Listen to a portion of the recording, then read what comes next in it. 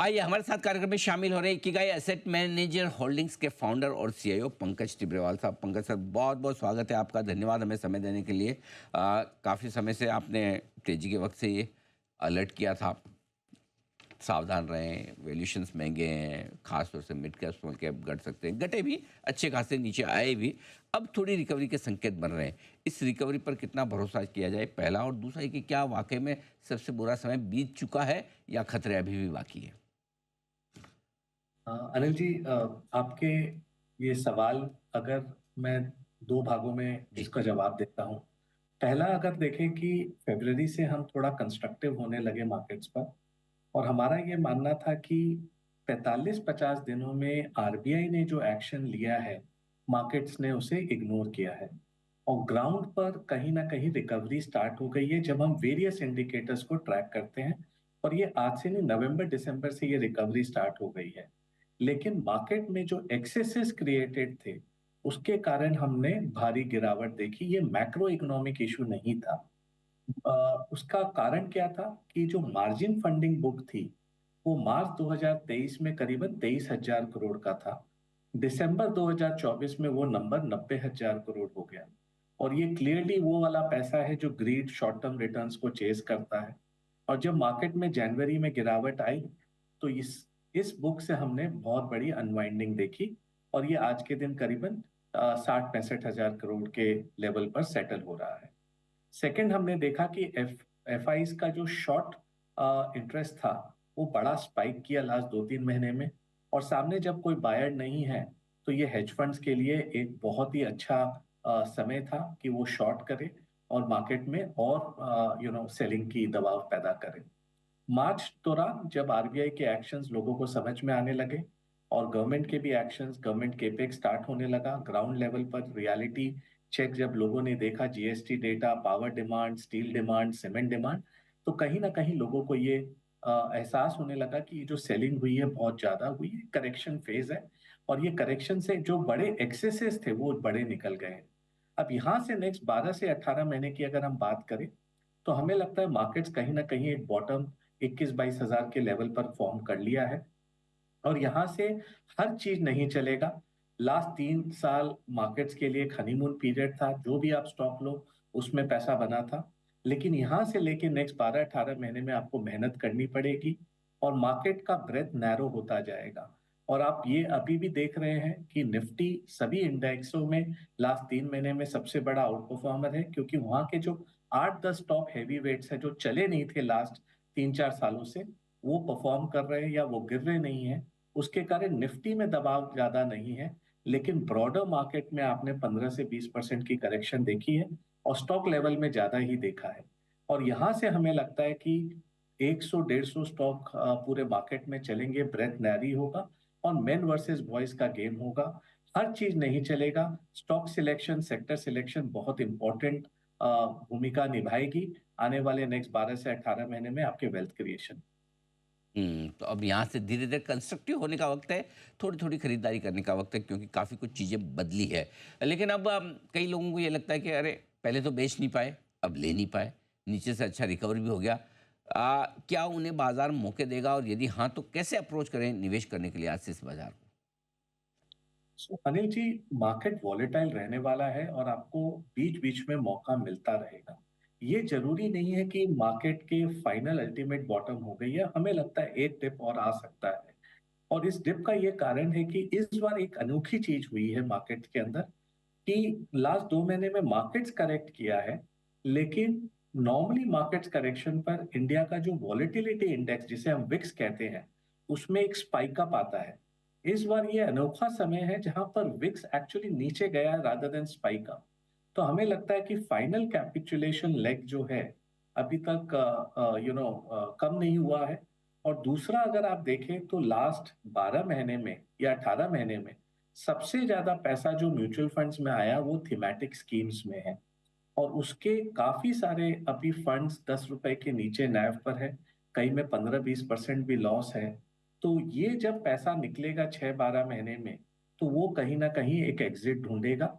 और वहां पर हमें लगता है कि फाइनल बॉटम होना चाहिए मार्केट का। और मतलब कई सारे सेक्टर्स जो हमें अच्छे लग रहे हैं, वो है अभी बैंकिंग एंड फाइनेंशियल्स। क्लियरली दिख रहा है कि बोरिंग सेक्टर अब अच्छा लगने लगा है लोगों को। केमिकल्स हमें काफी अच्छा लग रहा है कि रीस्टॉकिंग फेज चालू हुई है और कहीं ना कहीं जो दबाव था वो कम हो रहा है, और गवर्नमेंट भी एंटी डंपिंग के द्वारा अब चाइनीज की जो डंपिंग हो रही थी उस पर एक्शन ले रहे हैं। थर्ड, हमें लगता है इस दौरान सीमेंट सेक्टर काफी स्ट्रांग है, और नॉर्थ वाले सीमेंट प्लेयर्स काफी स्ट्रांग उनका परफॉर्मेंस रहा है वॉल्यूम में भी और प्राइसिंग में भी। और फोर्थ, इस बार का सबसे अनोखा सेक्टर रहा है मेटल्स। नॉर्मली जैसे ही मार्केट में थोड़ी छीक आती है या थोड़ा करेक्शन होता है, ये सेक्टर का बीटा बहुत ज्यादा है। एंड नॉर्मली हम देखते हैं कि मेटल सेक्टर सबसे ज्यादा करेक्ट करती है, लेकिन इस बार मेटल सेक्टर स्ट्रांग रहा है। वो इंडिकेटर दे रहा है कि आने वाले समय में हो सकता है ये सेक्टर एक लीडरशिप प्रोवाइड करे मार्केट्स को, और अक्रॉस द बोर्ड आपने देखा मेटल स्टॉक्स काफी ठीक कर रहे हैं। तो ये चार पांच सेक्टर्स, और ओवर अ पीरियड हमें लगता है सेकेंड हाफ ऑफ FY 26 जो रहेगा वो कंजम्पशन के लिए कमबैक ईयर होना चाहिए।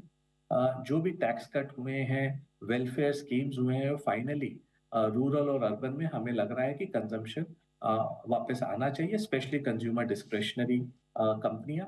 और ब्रॉडली स्पीकिंग मार्केट्स, जैसे मैंने कहा, एक सिलेक्टिव फेज में रहेगा।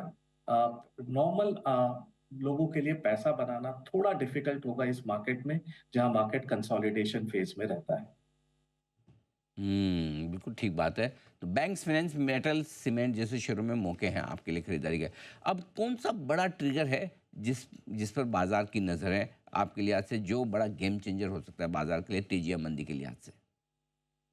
सो जिस भी लोगों से हम बात करते हैं, फैमिली ऑफिसेज, बड़े HNIs, कॉरपोरेट्स, सबको 2 अप्रैल का इंतजार है। एंड सबको लग रहा है कि ये कैसे शेप अप होगा, एक डायरेक्शन, एक अनसर्टेनिटी एंड हो, तो हम बिजनेस की प्लानिंग करें।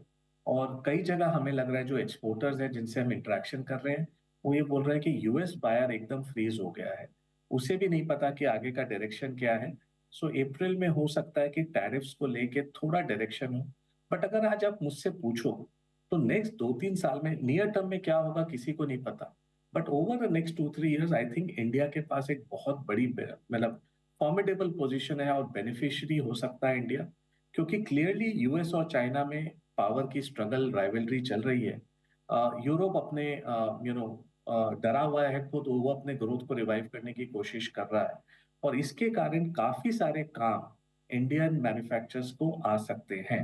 एंड हमें लग रहा है कि फाइनली ट्रम्प साहब पॉलिटिशियन कम नेगोशिएटर और बिजनेस पर्सन है। वो नहीं चाहेंगे कि विश्व की दोनों बड़ी इकोनॉमी चीन और इंडिया के साथ आप दोनों से दुश्मनी बोल लो या दोनों पर टैरिफ लगा दो, क्योंकि एक बड़ा मार्केट आपको चाहिए अपने भी गुड्स के लिए और सामानों के लिए। तो हमें लग रहा है कि कहीं ना कहीं India over the next 2-3 years in पूरे जियोपॉलिटिकल डीग्लोबलाइजेशन फेज में कहीं ना कहीं बेनिफिट कर सकता है, अगर हम अपनी पॉलिसीज को ठीक से कैरी फॉरवर्ड करें। दूसरा इंपॉर्टेंट चीज अनिल जी ये है कि गवर्नमेंट अब अपने डोमेस्टिक इकोनॉमी को किस तरह बढ़ावा देती है वो देखने लायक है। आई थिंक GST के कई स्लैब्स में रिवीजन की बात चल रही है, गवर्नमेंट केपेक्स को पिकअप करने की बात चल रही है। यहाँ पर खाली एक ही पॉइंट है कि स्टेट गवर्नमेंट्स इतने एक्टिव नहीं है केपेक्स को लेके, और इस साल उनका अभी भी 4% डिक्लाइन है केपेक्स में। तो अगर स्टेट और सेंटर दोनों मिलके काम करें और स्पेंडिंग ठीक करें और प्राइवेट सेक्टर उसके साथ मिलके करे, तो आने वाले समय में 6.5-7% अपनी GDP ग्रोथ नेक्स्ट 2-3 साल कहीं नहीं गई, और इसका मतलब है 12 से 13% कॉर्पोरेट अर्निंग्स ग्रोथ भी रिफ्लेक्ट होने लगेगा। सो ये 2-3 चीजें हैं हम जो क्लियरली देख रहे हैं। ऑटो सेक्टर किस तरह बिहेव करता है, कुछ गवर्नमेंट उनको अगर सॉफ्ट दे, तो हमारा ऑटो सेक्टर आने वाले समय में एक ग्लोबल मैन्युफैक्चरिंग हब बन सकता है, ऑटो एंसिलरी। और हम काफी सारी कंपनियों से लास्ट 1-1.5 हफ्ते में मिल के आए, उनकी फैक्ट्री में गए। जस्ट आपसे एक छोटा सा शेयर करना चाहता हूँ कि कई कंपनियों में जब हम उनके शॉप फ्लोर पर गए, तो सारे विदेशी कस्टमर वहां बैठे हैं, चाहे वो इसराइल से हो, चाहे US से हो या यूरोप से हो। और एक दो जन से जब हम इंटरेक्ट कर रहे हैं, तो वो बोलते हैं कि हमें माल चाहिए, बिकॉज हमें सप्लाई चेन, हमें अपना श्योरिटी चाहिए, क्योंकि हमें नहीं पता चाइना कब बंद कर देगा, हमें नहीं पता यूरोप में क्या प्रॉब्लम आएगी। तो हमें इंडिया में वो इंजीनियरिंग स्किल्स दिखते हैं, प्रिसिशन इंजीनियरिंग स्किल्स दिखते हैं। और ये छोटे बायर्स नहीं है, ये बड़े बड़े एमएनसीज हैं जो इंडिया से आउटसोर्सिंग करना चाहते हैं और अपना सप्लाई चेन बैठाना चाहते हैं। तो आने वाले समय में मैं थोड़ा ऑप्टिमिस्ट हूँ ये सारे जियोपॉलिटिकल सिचुएशन को लेके, कि इंडिया के लिए ये एक बड़ा बेनिफिट हो सकता है अगर हम अपने पॉलिसीज को ठीक के कंडक्ट करें आने वाले समय में। ठीक बात है। तो ये सारे हैं ट्रिगर्स जिन पर रखनी है आपको नज़र। बहुत-बहुत धन्यवाद पंकज जी, आपका समय दिया आपने और थैंक यू विस्तार से अजय। बताया कि बाज़ार के डायरेक्शन और निवेश के मौकों के बारे में।